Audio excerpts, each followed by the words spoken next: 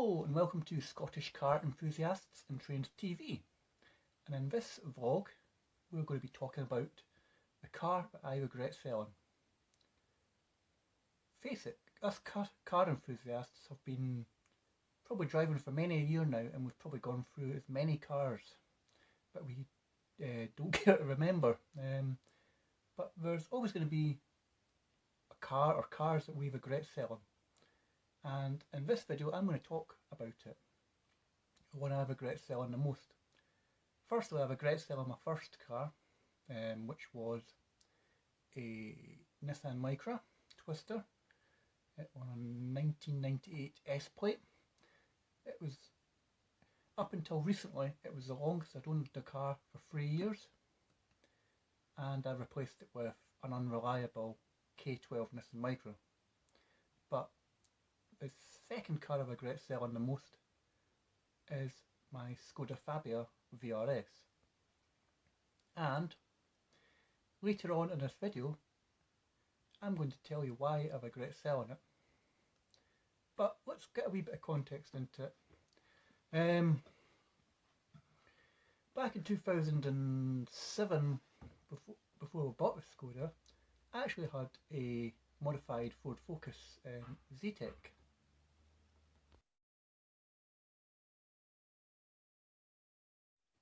Yes, that was me making a tit of myself on the bonnet of my Ford Focus at,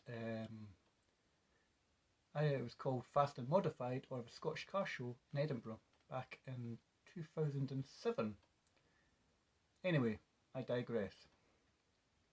So, it was roughly about August-September 2007, and I was looking to change the car again. I wanted something a wee bit sportier, because myself and my wife to be at the time, we'll probably try to save money to get married and look for a house sort of thing. So we downgraded from 2 cars to 1 car, and I've been recommended the Skoda Fabia VRS. Now, I'd only really heard of the VRS in the Octavia, and at the time my wife-to-be's mum had a Skoda Octavia VRS with 1.8 turbo engine in it. I think it was a Y-Edge. And the first time I'd actually seen their cars, I'm like going, wow, they've got a VRS. Anyhow, I think it was my wife's brother recommended the Fabia VRS. So I had a wee look on the website of our local dealer, and I phoned up, arranged an appointment to come in and have a wee look.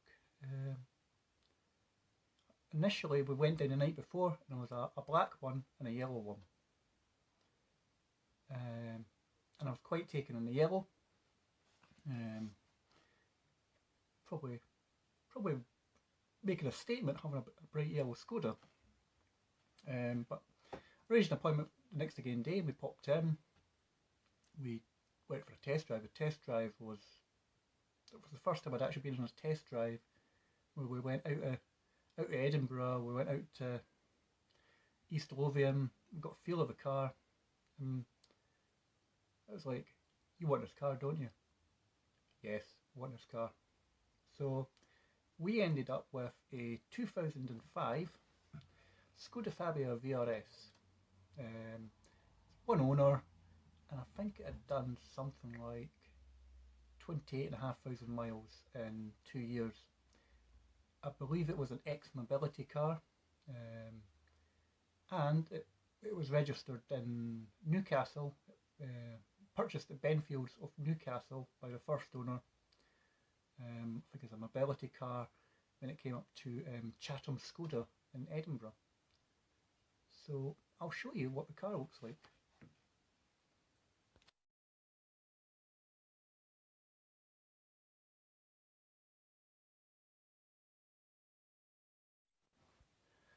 Apologies there if the pictures seem very small. I was taking screenshots of my phone off the Skoda forum that I'm a member of. For some reason I can't get into my Photobucket account, and these were my photos that I uploaded about, oh, I don't know, quite a long time ago, 14 years ago. So yeah, really, it was a really good wee car. It was very economical, quite powerful enough, and within the first month we took it to a rolling road where I got a bit of a surprise.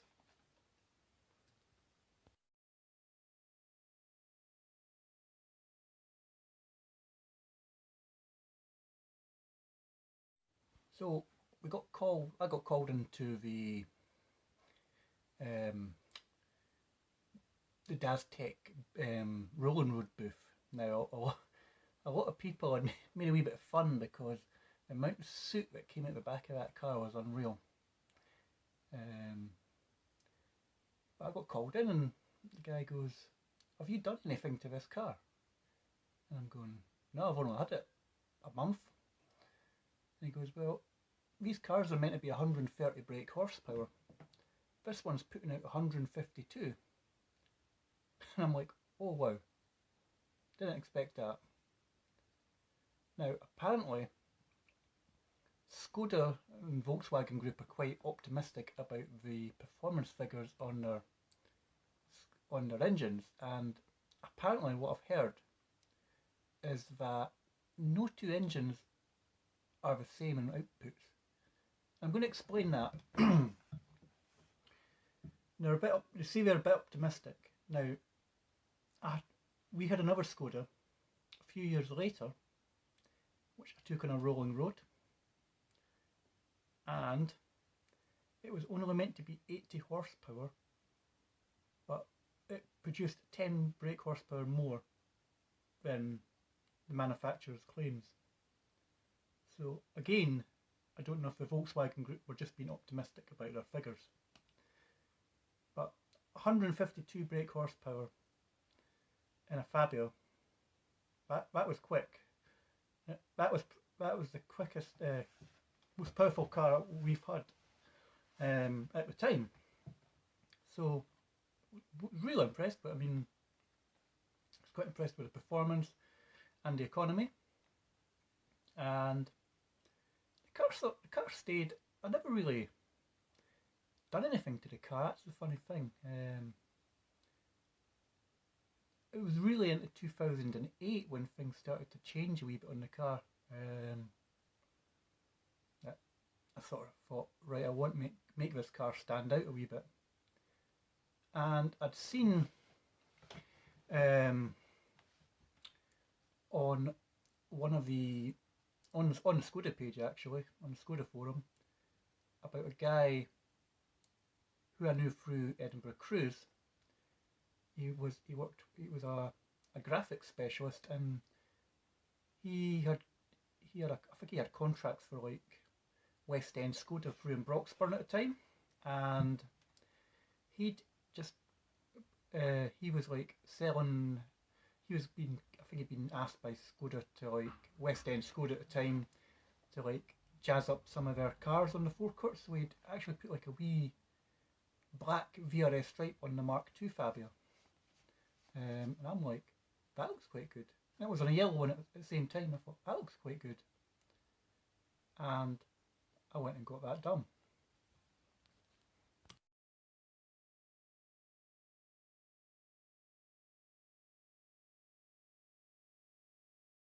So as you can see, the Fabia was beginning to stand out with its black stripes, and you also noticed on the B pillars, on the doors, that was black vinyl as well. And not many people knew that I'd had that done.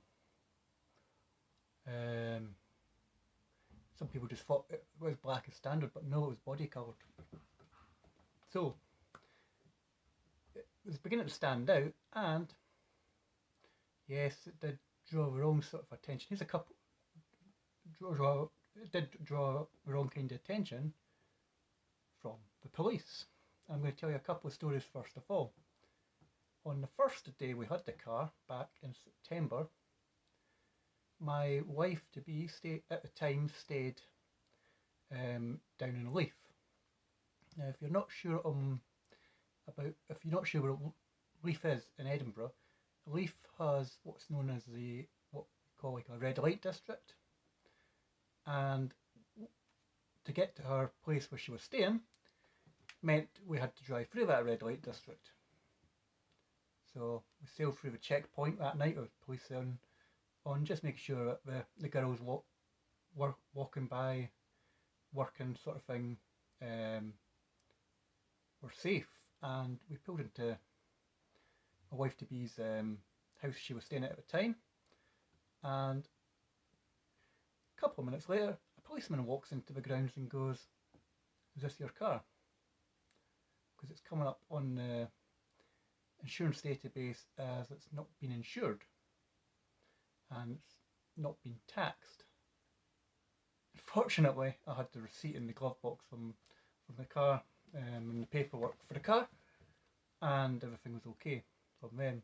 I also even had the cover note as well, I think, from the insurance company. Second time I got caught with the police again, it was actually the bomb squad, stroke police, was in Waverley Station. At the time you could drive into Waverley Station, and again I was dropping my wife off at the train station, and we drove into the car park and they got stopped by the bomb squad police, and they searched the car for a bomb. Now, who would put a bomb in a bright yellow Skoda that make it stand out like a sore thumb in the car park against all the other sort of bland looking grey cars at the time? So that was a couple of funny little incidences. So it was really 2008 that was a year that we really got to enjoy the Skoda. One of them was actually a camping trip down in the Lake District. That was arranged on the Skoda forum at the time, and I've never been camping, but it sounded fun. The camping trip involved drives, a good laugh, alcohol, beer, sort of thing. It sounded like a brilliant laugh, but I was really wanting to drive in the Lake District, and that was when I realised that this was a fantastic car. Over the course of the weekend we'd done a couple of passes. We'd done the Hard Knot Pass, we'd done the Struggle, and I can't remember what the other one's called. Is it Wyverts Pass in the Lake District? I don't know. I couldn't tell you offhand. But wow, what a weekend that was. It was fantastic just to drive the car, all within the limits. Realised how great a car it was, and at that time I had been thinking about doing a few wee extras to the car, so I'd already bought lowering springs for it. On that trip down we'd stopped for pick up lowering springs. The week after I was getting the alloys powder coated black. I think I was getting an anti-roll bar put on and a front strut brace. It was all beginning to come to plan, and that weekend I really enjoyed driving the Skoda. It was brilliant fun, along with fellow Skoda enthusiasts as well. I think the scariest moment for me was stalling on one of the passes as we're climbing up a hill, thinking, oh, could get away in second gear. No, you really needed first gear, and the car just went conk. It was the biggest hill start I've ever done in my life, but it cemented the fact that I really liked this little car.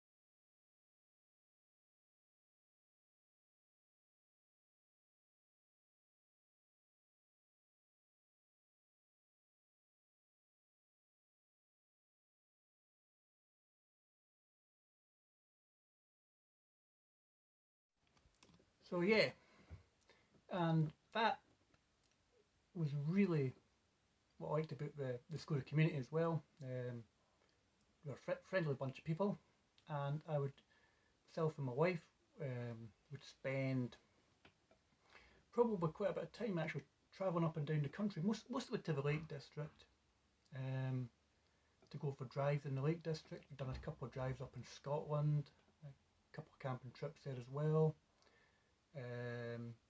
We attended the Skoda National Day at Gaydon Motor Museum. That was a good day, and I remember, excuse me, there was a show and shine competition.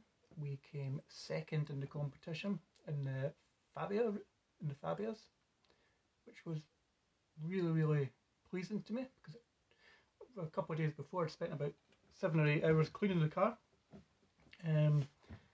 just to re-clean it again at Gaydon. So it was a really good day down at Gaydon. Other modifications I'd done on the car were had a PD 160 intake, had a green cotton filter, as I said, I had the springs, the roll bar, strut brace. One of the last modifications I'd done to that car was stick a tuning box on it, and then we took it to a rolling road a week after I got married, and the car was chucking out nearly 170 horsepower. So yeah, I really loved that little car. But unfortunately, something sort of swayed me back to a brand I was familiar with back in September 2019. We ended up buying another Ford because I was wanting something. I'd got into cycling. I just really wanted to ride a bike, and at the age of 26, 27, which sounds weird, but I wanted something a bit bigger and something I could carry the bikes in.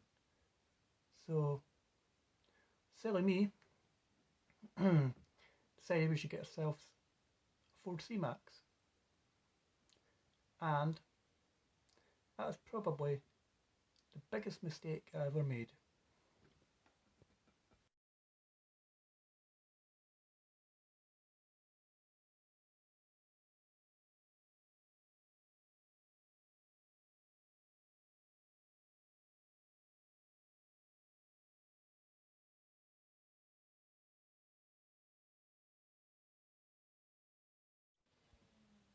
So, there we have it. I bought myself a Ford C-Max diesel, and I knew the moment I drove off the forecourt in the C-Max, looking back, that I'd made the mistake of selling the Fabia. So, fast forward a year later, and the C-Max broke spectacularly on the M6 motorway. It cut out at 70 mile an hour, and there was only going to be one option in my head at that time, was we're getting rid of it. So car got recovered to local services, managed to get going again. We managed to get back to Scotland, and we got the car fixed a day later. Phoned up Ford, and Ford were very concerned, and they immediately took the car in, got it fixed under warranty, by which time I was like, nah, I'm wanting a new car. And we ended up with another Skoda.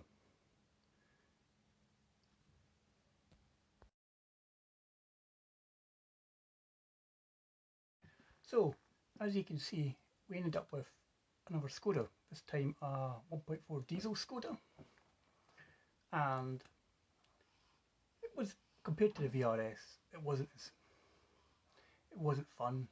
It was still a fun wee car in its own ways, but not VRS fun. And over the years, in succession after the Skoda, we had a Toyota, a Focus, a Kia, an Astra, and we're now back in familiar territory again. Back in 2018 we picked up keys to another Fabia, Mark III Fabia 1 litre MPI, poverty spec model, but we've had this car, it's the longest we've had a car, it's 3.5, we've had it for 3.5 years. It does the job of ferrying the kids to school and back, and to be quite honest, it is quite fun. It's a wee 3-cylinder engine, likes to be worked hard, and it can be fun. I really enjoy, like, if you've spent a week in the Qashqai, jumping into the Skoda, going for a wee drive, it's I'm absolutely hooked. So that's the story about the car I regret selling, but before I go, I'm going to tell you a little story about the car I regret selling. Back in 2019, a friend in the Skoda community sent me a link to the Fabia when it was up for sale on Facebook Marketplace. And just recently, I was talking to a subscriber over a channel, and he sent me a picture of a relative's Fabia VRS SE, and it got me thinking, wonder what happened to my VRS. So went on MOT history, found the MOT had expired, so I just googled it. Sorry, not googled. I went into Facebook Marketplace and Auto Trader, and I found it on the marketplace. I'm just going to say it's been broken for parts. Something's went wrong with it, and it's probably more economical to break it for parts. But it's ended up where it's getting broken for parts is where it was registered in the Newcastle area, so it's went from Newcastle into the Scottish borders, up to Edinburgh, sold again, it reappeared in Newcastle, and getting broken in Newcastle. So I'd just like to thank you for watching this video. I'll just end this video just with the current car, the current Skoda, and the last pictures that I'll have of NG05WCF, my lemon yellow Skoda Fabia VRS, the car I regret selling. Thank you for watching.